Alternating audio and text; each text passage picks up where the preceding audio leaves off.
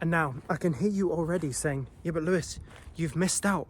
What if Ripple loses? What happens then? What's up, guys? In today's video, we're going to talk about all the eventualities of this SEC case against Ripple and what happens with Ripple and XRP when resolution comes, whether that's a settlement, a win for Ripple, or a loss for Ripple.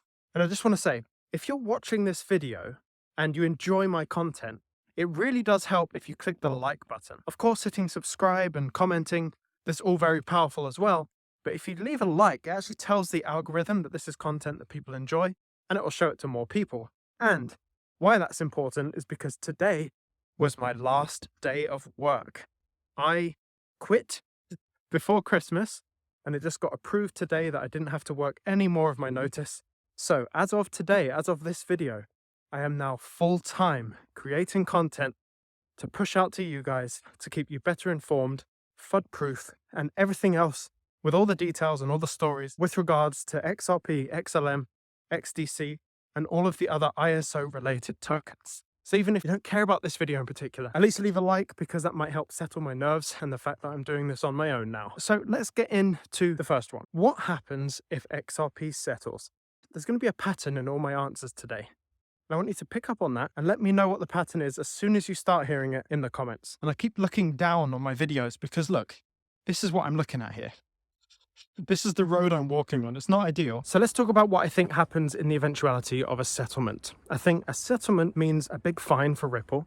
And really, ultimately, I don't think it makes that much of an impact on anything else outside of the norm. I think we expect a bull run to happen. I think a bull run will happen, and it might be even bigger than bull runs ever have been before, because this bear market is also shaping up to be the biggest bear market than we've ever seen before. I think it'll allow companies that want to work with blockchain technology to be a lot more bold in the way they act. You know, there's maybe not clarity, but at least we know it's not a security. I think that result tells us a lot about the stance of the US on all of these regulations. And then what we see happen is the banks start to adopt it, the worldwide banks start to adopt XRP, all the countries start to adopt XLM as a kind of peer-to-peer CBDC side of things. And we see that all take place. And then you fast forward 10 years down the line, and we've got ourselves a $10,000 XRP. And we're all rich. So that's settlement. Let's talk about what if Ripple win. Well, I think if Ripple win, that is the ultimate nail in the coffin for the SEC, and any suppression of the price of XRP and all these utility assets, that is now lifted. And I think in that instance, I think if there is no bull run at that time, the bull run begins.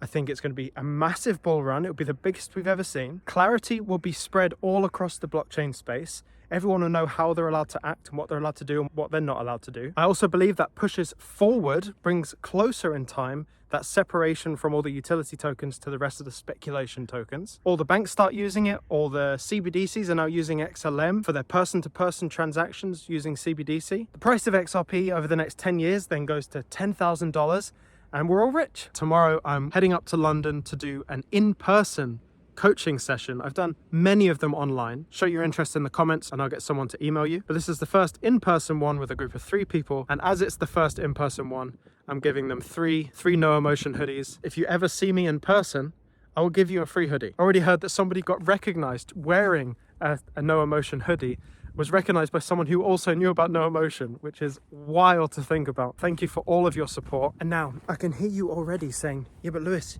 you've missed out. What if Ripple loses? What happens then? I've just realized I keep trying to switch the scene here so you're not all bored with one space, but then it all looks the same. It literally all looks the same. It's just the words. So let's cut to the chase. If Ripple loses this court case, here's what I see happening. I see XRP or Ripple having to file to the SEC that the XRP is a security. Obviously, that would be the result of the court case, right? It would have to go through all of those proceedings, all of those filings in order to deem it then a security. But here's where I'm having a little bit of difficulty. So XRP is deemed as a security, but there are so many wallets out there of people like me who will not give up the XRP. Isn't this interesting? If they are going to use XRP, which we know they're going to, and it's now a security, what can they actually do? I own that. They can't get into my wallet on the XRP ledger. Only I can. So if it is deemed a security, it has to be deemed a security, but also grandfathering in everyone who already owns it, just like a settlement. And so if I'm grandfathered in and you're grandfathered in, we hold the asset still, right? And this is the same asset which they need to use to facilitate cross-border payments from bank to bank. So even though XRP gets classed as a security, the banks still need it. The CBDCs still need to run using XRP and XLM. We still hold our XRP, but now no one else can actually buy or sell XRP unless you are an accredited investor, which by that point, we would all be, right? Because the utility would be rolled out, the price of XRP will have gone up, and we'll have that value in our portfolios regardless of what happens with the court case. This was a massive realization for me that actually the court case is a load of nonsense. It's basically there to either cover up something, I'm not going to get into the conspiracies of it all, or it's there to delay the process because people weren't ready. Regardless, in any eventuality, we own the XRP. We know it's going to be used by all these companies and banks and countries. So here's what I see happening after a Ripple loss in this lawsuit. I see the banks needing to use it for CBDCs and transferring bank-to-bank payments cross-border. Over the course of the next 10 years, I see a $10,000 XRP and we're all rich. Did you see the pattern there? It was the same answer every single outcome. And that's just what I see happening. I don't see any other way. All the angles that you can come from are all pointing towards Ripple and XRP as being the big use case for all the banks. The banks are only going to use that. So regardless of the outcome of the court case, we still hold the asset that they need. So whether it gets full clarity and there's a massive bull run, or whether we get grandfathered in as owners of the asset before it became a security, regardless of what it is, we hold the asset. And that might have been obvious for everyone, but for me, that was a realization that I had to kind of come to, putting deep thought into this idea.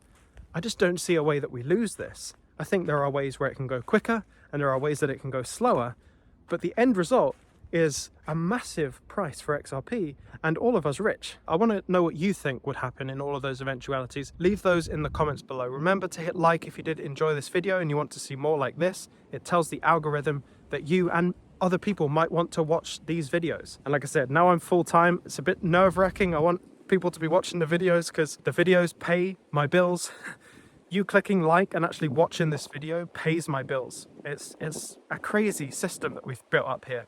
But I've been allowed to do it because of you guys watching the videos in the first place. So I appreciate all of you and thank you for doing that. There is a new structure to the videos now. They're going to be almost every day. I'll try and do every day, probably 6 days a week based on the voting that we did in our Discord. I will also be doing daily shorts videos. I'll try and add extra information in those shorts. But if it's not extra information and you've heard it before on one of these longer videos, please do me a favor and share that short video, because those short videos are what bring new people into the channel, because they'll be watching the short form content coming in to watch the long form content as a result. So to support me, if you've seen the content in a shorts video before, just share it and see if other people haven't. Anyway, that's all. I'm super excited for March, by the way. I've got a design that's just come through for the new t-shirt that will be launched in March. There'll also be a zip-up hoodie in March for No Emotion, the brand. And what's really great is that stay emotionless out there, everyone. And I'll see you in the next one.